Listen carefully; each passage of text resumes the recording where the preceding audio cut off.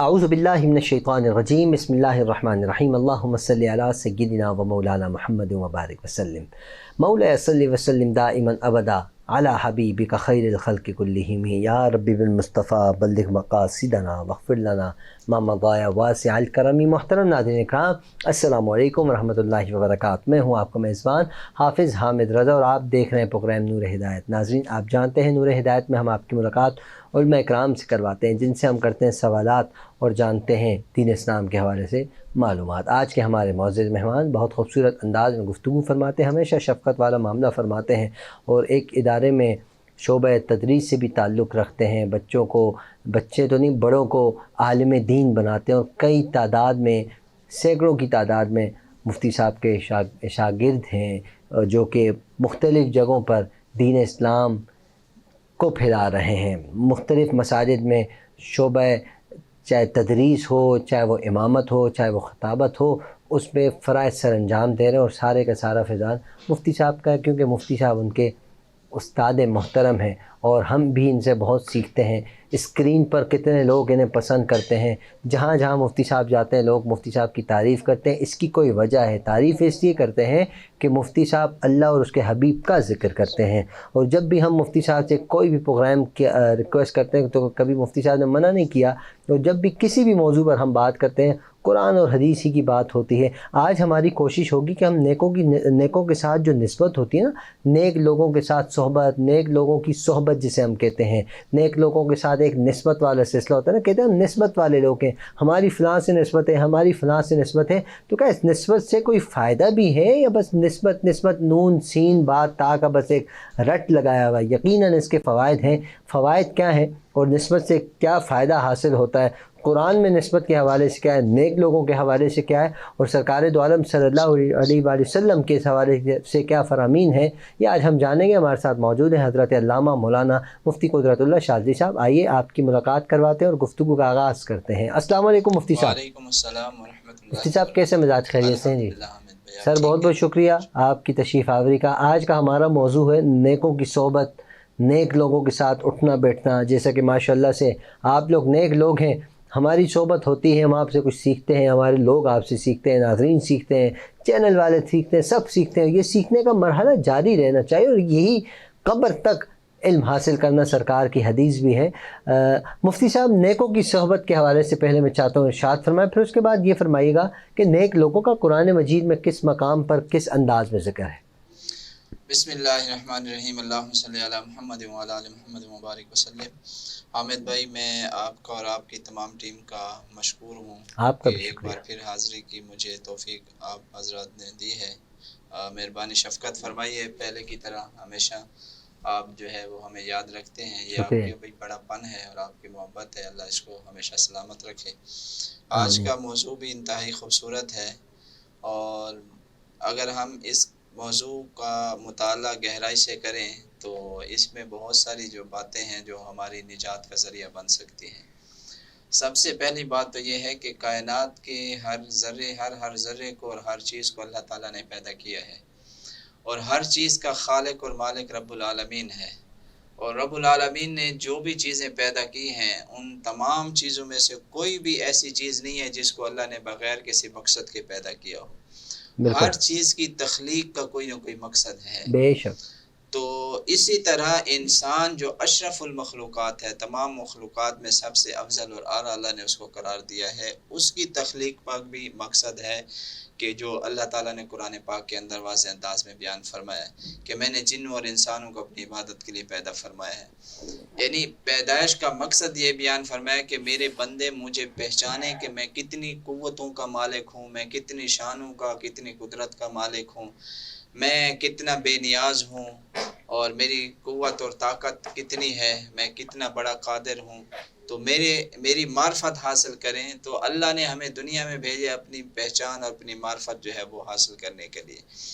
تو انسانوں کو جب اللہ تعالیٰ نے پیدا فرمایا تو اس کے دو گروہ ہو گئے، ایک فرما برداروں کا اور ایک نافرمانوں کا گروہ بنا۔ فرما برداروں کے لیے اللہ تعالیٰ نے جو ہے وہ جنت کا وعدہ فرمایا، اور نافرمان جو مسلمانوں میں نافرمان ہیں، کلمہ گو، गुनाहगार, उनको भी अल्लाह ने अपनी रहमत से मायूस नहीं फरमाया, बल्कि अल्लाह ताला फरमाया ला तकनतु मिन रहमतिल्लाह, अल्लाह की रहमत से मायूस ना हो। यानी उनको भी अल्लाह ने उम्मीद दिलाई है कि इंसान से गलती हो जाना बड़ी बात नहीं है, जिससे भी गलती हो उसे चाहिए कि वो पहली फुर्सत में अपने मालिक की दहलीज पर हाजिर हो, सच्चे दिल से गुनाहों से माफ़ी मांगे तो अल्लाह करीम है, बहुत ज़्यादा बख्शने वाला है। तो वो खुश नसीब लोग कि जिन्होंने अपना मकसद हयात को समझा और अपनी ज़िंदगी अल्लाह रसूल की इताअत में बसर की, तो उनसे अल्लाह ताला ने बेशुमार इनामात का वादा फरमाया। और आपने जो सवाल किया कि नेक लोगों की निस्बत का फ़ायदा क्या है,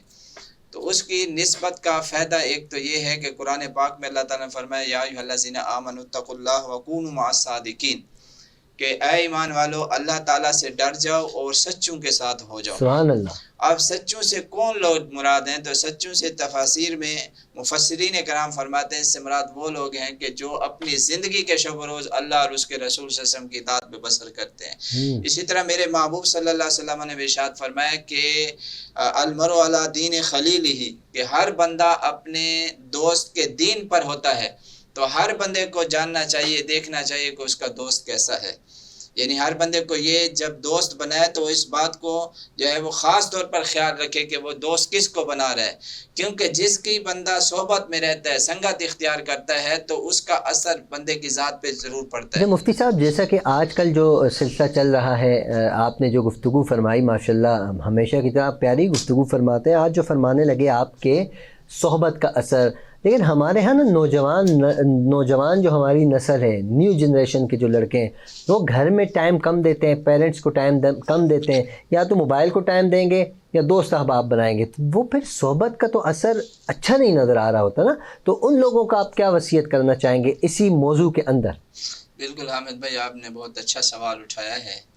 कि जो मैंने हदीस मुबारक आपके सामने और नाजरीन के सामने बयान की है कि आप अलैहिस्सलाम ने फरमाया कि हर बंदा अपने दोस्त के दीन पर होता है, तो हर एक को देखना चाहिए कि वो किस को अपना दोस्त बना रहा है। वो इसलिए आप अलैहिस्सलाम ने फरमाया कि इंसान की ज़ात के अंदर एक ऐसे जो है फितरी तौर पर एक चीज़ है कि वो दूसरे से असर जो है वो जल्द कबूल कर लेता है। तो इसलिए आप अलैहिस्सलाम ने तवज्जो दिलाई कि आप जिसके साथ संगत कर रहे हैं, जिसको अपना दोस्त बना रहे हैं, उसके बारे में अच्छी तरह से आप तहकीकात कर लें कि वो बंदा अगर दुरुस्त होगा, अच्छे होगा और मुस्बत सोच रखने वाला होगा, तो वो आपकी ज़ात पर उसका असर जो होगा वो अच्छा पड़ेगा और आप भी नेकी की राह के मुसाफिर बनेंगे और गुनाहों और बदकारियों से जो है वो आप महफूज रह जाएंगे। बिल्कुल इसी तरह के जिस तरह एक अच्छे दोस्त की मिसाल जो है वो इस तरह दी गई है कि अच्छे दोस्त की मिसाल जो है वो इत्र वाले की दुकान की तरह है कि बंदा इत्र की दुकान पे चला जाए और वहाँ पर इत्र ख़रीदे नहीं, थोड़ी देर के लिए बैठा रहे, जब वहाँ से उठकर चलेगा तो खुद ब खुद उसके कपड़ों से खुशबू आना शुरू हो जाएगी। और बुरे दोस्त की मिसाल इस तरह है जिस तरह के कोयले वाले की दुकान होती है, बंदा उसकी दुकान में जाए, कोई काम भी ना करे तो उसका कम से कम उसके कपड़े या हाथ जो है वो ज़रूर काले होंगे। तो इसलिए जो है वो दीन इस्लाम ने इस बात पर जो है वो ख़ास तौर पर तवज्जो दी है कि इंसान को जो अपने दोस्त अहबाब बनाने चाहिए, जिनसे मोहब्बत का रिश्ता कायम, दोस्ती का रिश्ता कायम करना चाहिए, वो ऐसे अहबाब हों जो नेक हों, अल्लाह रसूल से डरने वाले हों और अच्छे लोग हों और अल्लाह के बरगुज़ीदा बंदे हों। उनकी सोबत में बैठने का असर ये होगा कि उनका रंग इन पर चढ़ेगा और वो गुनाहों से बचकर नेकी की राह पे चलने लग जाएंगे और इनकी ज़िंदगी भी अल्लाह की इताअत में बस और उनकी ज़िंदगी रूहानियत से भरपूर हो जाएगी। अच्छा सर, जो नेक बंदे होते हैं यकीनन उनके लिए अल्लाह रब्बुल इज़्ज़त की जानिब से इनामात होते हैं, तो ये फरमाइएगा ना कि क्या इनामात का ऐलान किया गया है नेक बंदों के लिए? कुरान पाक में भी अल्लाह ताला ने जा बजा अपने नेक बंदों के लिए अब्दी जन्नत के इनामात का वादा फरमाया है और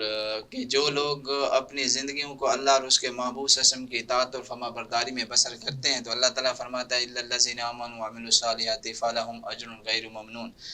कि ऐसे लोगों के लिए अल्लाह फरमाता है कि बेपनाह अजर है जो अल्लाह ने उनके लिए तैयार कर रखा है। और ऐसी ऐसी चीज़ें हैं कि आप अलैहिस्सलाम ने फरमाया कि ना किसी आँख ने उनको देखा होगा और ना किसी कान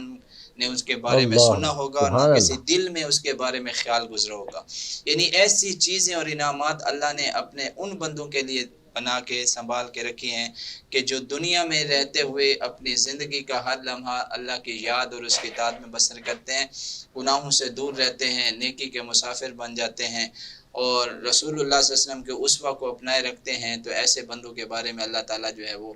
ایک اور مقام پر فرماتا ہے کہ ان الابرار لفی نعیم، کہ بے شک نیک لوگ جو ہیں وہ جنتوں کے اندر ہوں گے، یعنی نعمتوں میں ہوں گے۔ اللہ نے ان کے لیے ایسی نعمتیں بیان فرمائی ہیں کہ فرمایا کہ جزاؤہم عند ربہم جنات عدن تجری من تحتہا الانہار خالدین فیہا ابدا۔ فرمایا ایسے لوگ کہ جو نیک عمل کرتے ہیں، ایمان لانے کے بعد اپنی زندگی گناہوں سے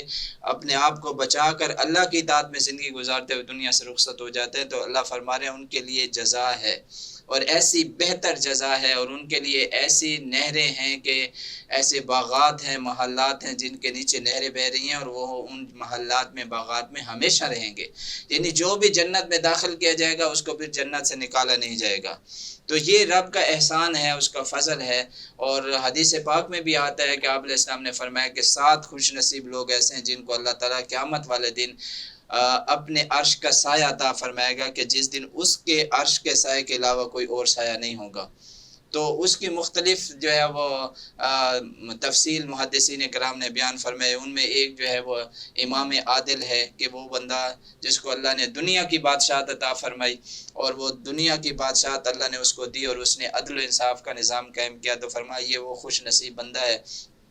کہ قیامت والے دن اللہ ایسے بندے کو اپنے عرش کا سایہ عطا فرمائے گا۔ اسی طرح فرمایا وہ بندہ کہ جس کی جوانی اللہ کی عبادت میں اور جہاد میں گزری، اس نے جوانی کو جو ہے وہ گناہوں میں بسر نہیں کیا، بلکہ جوانی کے قیمتی ایام اس نے رب کی یاد اور عبادت میں گزارے، تو فرمایا ایسا بندہ جب دنیا سے رخصت ہوگا، کل قیامت والے دن جب وہ کھڑا کیا جائے گا تو اللہ اس کو اپنے عرش کا سایہ عطا فرمائے گا۔ تیسرا فرمایا وہ بندہ کہ جس کو کسی اعلیٰ خاندان کی خوبصورت عورت نے گناہ کی دعوت دی، اور اس نے یہ کہہ کر گناہ سے وہ باز رہا کہ اس نے کہا انی اخاف اللہ، میں اللہ سے ڈرتا ہوں، یعنی اس کی دعوت گناہ کو قبول نہیں کیا، اللہ کا خوف اس پر غالب رہا اور گناہ سے بچ گیا، تو فرمایا یہ وہ خوش نصیب ہے کہ جب کسی چیز کا سایہ نہیں ہوگا اللہ اس بندے کو اپنے عرش کا سایہ عطا فرمائے گا۔ اسی طرح فرمایا وہ بندہ کہ جس کا دل اللہ کے گھر کے ساتھ لگا رہتا ہے،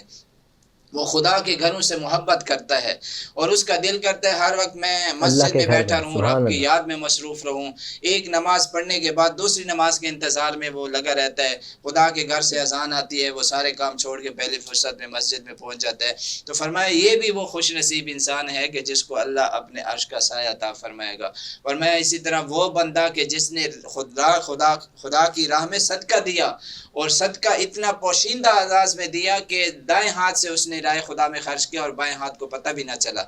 اور اسی طرح وہ بندہ جو تنہائی میں بیٹھ کر جو اللہ کا ذکر کرے اور اس کی حالت یہ ہو کہ خوف خدا کی وجہ سے اس کی آنکھوں سے آنسو نکل رہے ہوں، تو فرمایا یہ وہ خوش نصیب لوگ ہیں جن کو قیامت والے دن اللہ اپنے عرش کا سایہ عطا فرمائے گا۔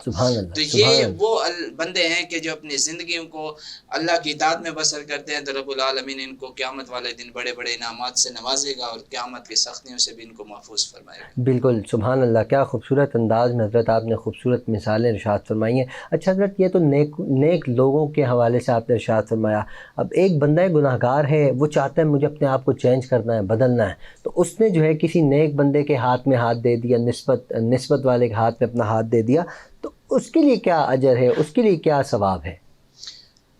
بالکل حامد بھائی، جیسے آپ نے شروع میں بھی اس کی وضاحت فرمائی ہے، اور یہ بات حقیقت ہے کہ اچھے بندے کے ساتھ اگر تعلق قائم کر لیا جائے،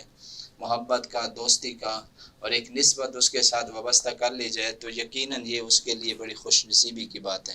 اور اس کا فائدہ بندے کو دنیا کے اندر بھی ہوتا ہے اور آخرت میں بھی اس کے بڑے فوائد ہیں۔ دنیا میں فائدہ تو یہ ہے کہ اچھے بندے کی صحبت میں آپ بیٹھیں گے، اس کی سنگت میں رہیں گے، اس کے ساتھ رہیں گے، تو آپ اس کی نیکیوں کی وجہ سے آپ بھی نیکیوں میں مبتلا ہو جائیں گے اور نیک کام کرنے لگ جائیں گے، اور گناہوں سے آپ محفوظ رہیں گے۔ اس طرح آپ کی زندگی جو ہے رب کی نافرمانی سے بچ جائے گی، اور زندگی کا ہر لمحہ اللہ کی یاد میں گزرنے لگ جائے گا۔ دوسری بات یہ ہے کہ آپ علیہ السلام نے ارشاد فرمایا کہ مشکوٰۃ شریف کی حدیث مبارکہ ہے کہ قیامت والے دن جب لوگوں کو، نیک لوگوں کو جنت کی طرف جانے کا حکم دیا جائے گا، اور جہنمی صفوں میں کھڑے ہوں گے جہنم میں جانے کے لیے، تو فرمایا جہنمیوں کی صفوں میں سے ایک بندہ جو ہے وہ جنتی بندے کو پکارے گا اور کہے گا، اے اللہ کے بندے، آپ نے مجھے پہچانا نہیں، میں وہ ہوں جس نے دنیا میں آپ کو پانی پلایا تھا۔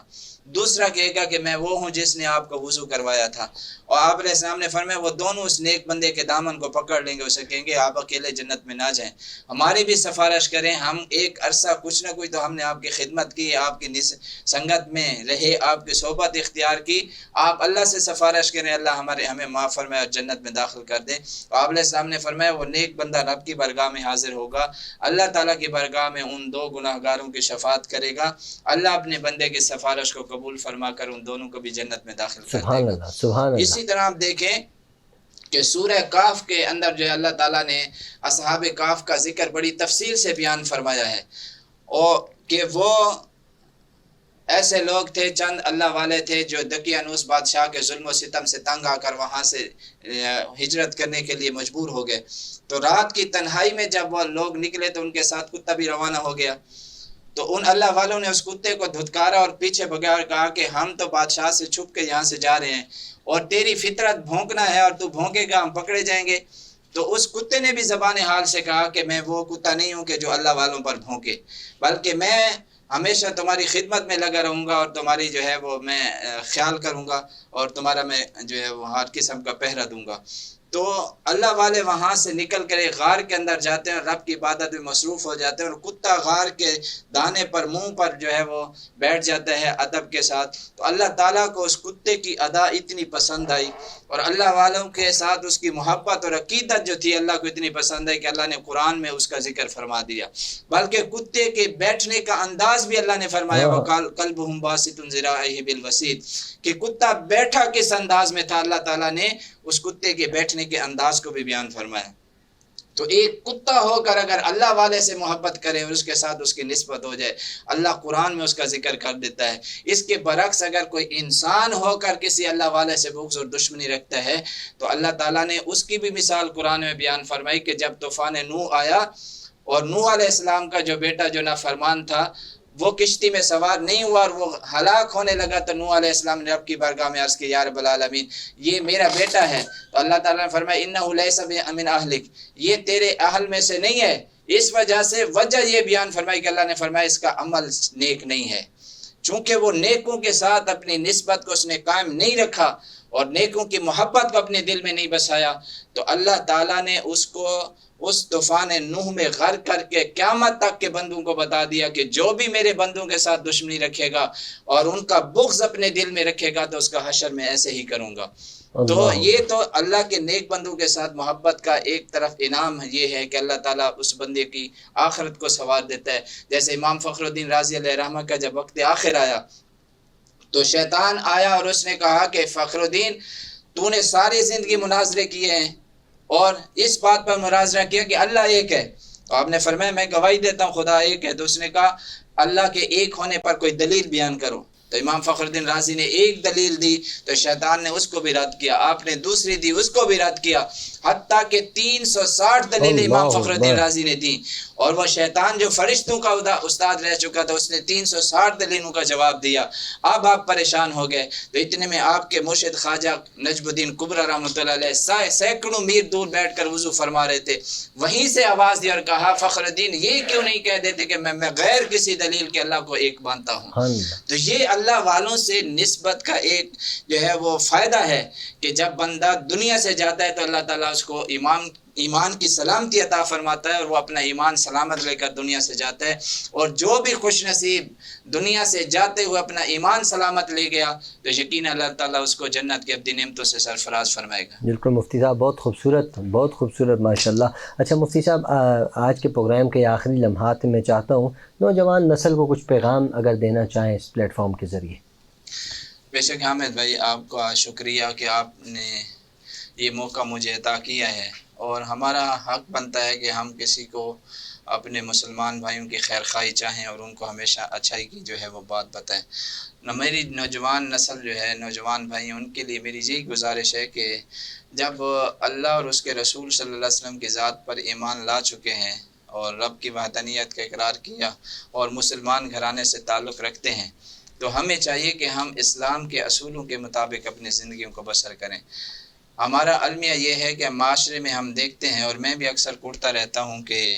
آج کل مسلمانوں کے حالات ایسے ہیں کہ شکل و صورت بالکل رہن سہن ہر چیز جو ہے وہ کافروں والا انہوں نے اپنا لیا ہے۔ اور میں اکثر یہ پریشان ہو جاتا ہوں حامد بھائی کہ میں سلام کرتے ہوئے بھی ہچکچاتا ہوں کہ ایک غیر مسلم جو ہے اس کی شکل و صورت اور مسلمان کی شکل و صورت ایک جیسی ہو گئی ہے۔ اب بندہ تشویش میں مبتلا ہو جاتا ہے کہ بھائی اس کو سلام کروں، ہو سکتا ہے یہ مسلمان نہ ہو۔